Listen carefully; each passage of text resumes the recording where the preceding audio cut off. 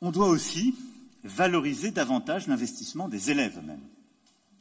Les stages viennent compléter la formation académique des élèves. Ils ont donc beaucoup à y apprendre, à la fois un savoir-faire, un savoir-être. On sait combien c'est important et c'est porteur de qualification pour les élèves. Et il faut qu'on puisse garantir à ces jeunes des stages de qualité dans lesquels, justement, ils apprendront aux côtés des entreprises et de leurs maîtres de stage et en lien avec leurs enseignants. Les élèves seront d'autant plus motivés qu'ils auront une indemnité de stage progressive. Et je crois que c'est assez juste et que c'est cohérent et que ça valorise aussi pour les élèves et leurs familles cet engagement. 50 € par semaine en première année de CAP et de seconde, 75 € par semaine en deuxième année de CAP et en première, et 100 € par semaine en terminale.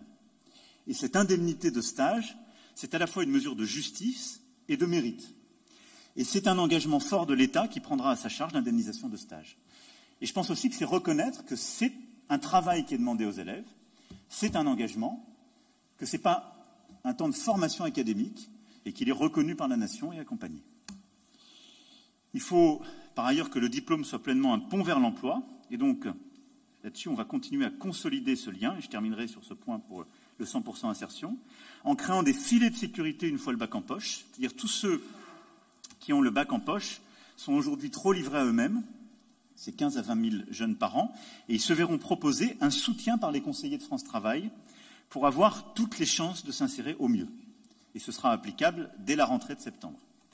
Et puis un parcours de consolidation pour permettre aux jeunes de bac pro inscrits en BTS, qui en ressentent dès la fin du premier trimestre le besoin, d'être accompagnés.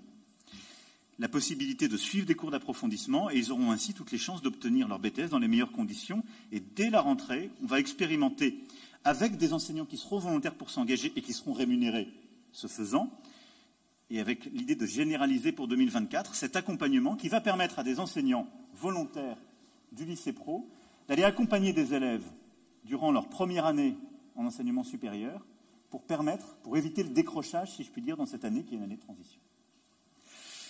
Donc tout ça, c'est un ensemble de changements très profonds, mais qui répond aux besoins qu'on a identifiés, qui reprend des initiatives comme celle que vous avez conduite ici, qui marchent, et qui va nous permettre d'aller vers le 100% insertion en sortant du lycée professionnel. Et puis la troisième bataille, c'est évidemment de reconnaître l'engagement des enseignants du lycée professionnel.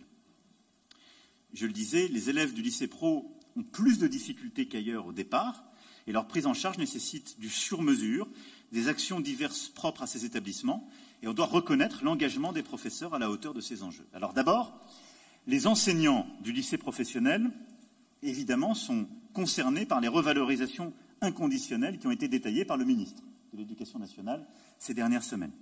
Et donc, comme pour l'ensemble des enseignants, sans tâches nouvelles, sans conditions, ils auront, ça dépend du niveau de carrière, entre 1 100 € et plus de 2 600 € net par an.